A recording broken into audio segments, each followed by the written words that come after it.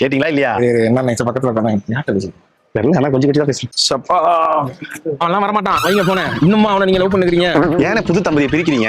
என்னடா கொஞ்சமாவது மனசாட்சி வேணும்டா. கிளம்பும் போது கார் ஏறிட்டோமா, அதுக்கப்புறம் ஃபிளைட் ஏற போறோமா, இப்ப இங்க இறங்கி இருக்கமா, இவ்வளவு அப்டேட் தேவையாப்பா? என்னால குடும்பம் என்ன குடும்பம்? டேய் நான் திரும்பவும் சொல்றேன், இந்த அப்டேட் பின்னாடி ரொம்ப பெரிய பாதிப்பை ஏற்படுத்தும். அப்படி கிடையாது, கல்யாணம் ஆயிருக்குல அதனால. அதான் சொல்றேன், கல்யாணம் ஆகும்போது எல்லாத்தையும் இப்படி ஓப்பனா இருக்கணும்னு இல்ல. ஓப்பனா இருந்தோம் பல பேர் இன்னைக்கு ரோட்ல நிக்கிறான். அவசரப்பட்டு நம்ம பொண்டாட்டி தானே எல்லா உண்மையும் சொல்லிடுவோம். எனக்கு இப்படி ஒரு லவ் இருந்துச்சுமா, நானும் அவனும் இப்படி இருந்தோம், நாங்க ரெண்டு பேரும் பார்க்குக்கு போனோம், அங்க போனோம், இங்க போனோம். இப்ப சொல்றது ரொம்ப ஈஸி, சிரிச்சுக்கிட்டே கேட்டுப்பாங்க. நாளைக்கு சண்டை வந்தா முதல் கேள்வி தான் வரும், அன்னைக்கே அவளை கூட்டிட்டு அங்க போனோம் தானே நீ இப்படின்னு கேட்பாங்க. அப்ப அன்னைக்கு சொல்லும் போது நல்லா இருந்தது, இன்னைக்கு நான் உங்களுக்கு பழசாயிட்டேனா? இன்னைக்கு நான் யாரு அந்த பாட்டு கண்டாவி ஆப்பட சொல்றா சாங்க கேட்டீங்கல்ல? இறைவனா தந்தை இறைவனே. கல்யாணம் ஒண்ணி கூட அவளை அவ்வளவுதான். ஆரம்பத்துல இதெல்லாம் வச்சிருப்பான் பிரதர். இன்னும் ஒரு 10 நாள் பிரதர் இந்த பாட்டை அவன் மாத்தலன்னா நான் பாதி மட்டும் வச்சுக்கிறேன். என்ன சாங்க பெரிய வண்டி ஒண்ணு அப்புறம் பாத்தீங்க அவங்க ஒய்ஃப் ஸ்டேட்டஸ் நேரா பாத்துக்கணுமே. ஓ மனைவியா வருவேனா நீ சொதப்புனா பொண்ணு நான் விடுவேனா.